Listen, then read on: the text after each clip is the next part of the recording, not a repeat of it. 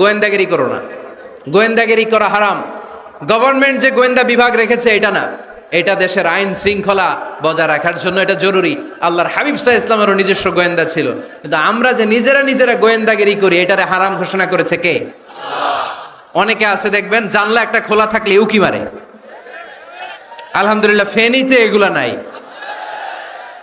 দুইজন ওদিকে কি যেন বলতেছে, উনি আড়ি পেতে কথা শুনে, আছে না নাই? ছিদ্র একটা থাকলে উকি মারে, আছে না নাই?